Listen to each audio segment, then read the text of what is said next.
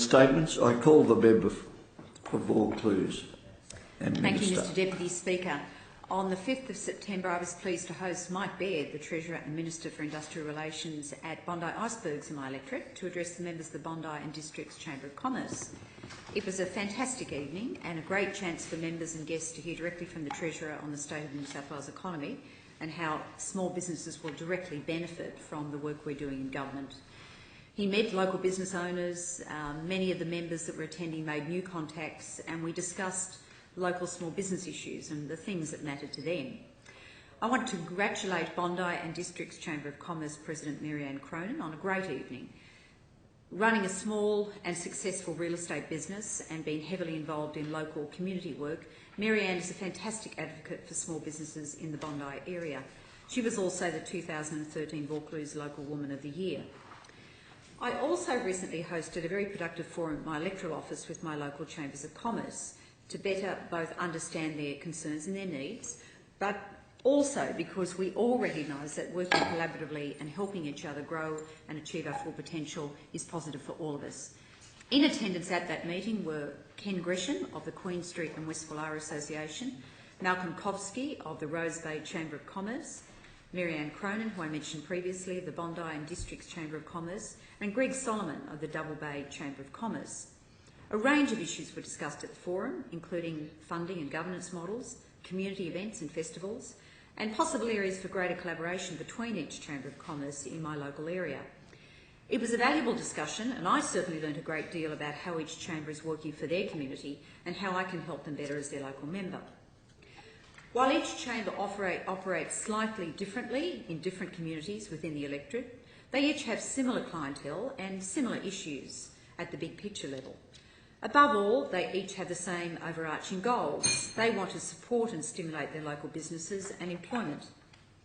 They also each provide a valuable platform for business networking and exchanging ideas, facilitating local events, community festivals and functions to encourage positive business relations, and they identify and represent the views of their members.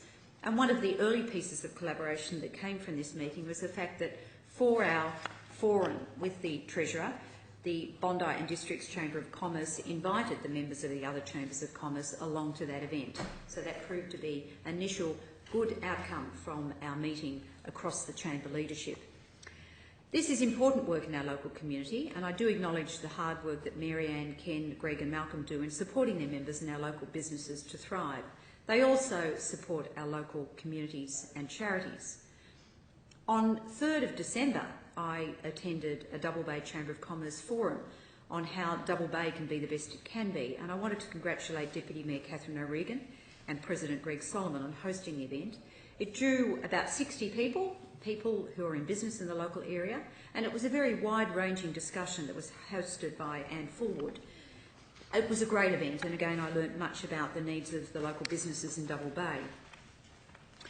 Mr Deputy Speaker, small businesses are the backbone of the Australian economy. They represent 96% of all businesses.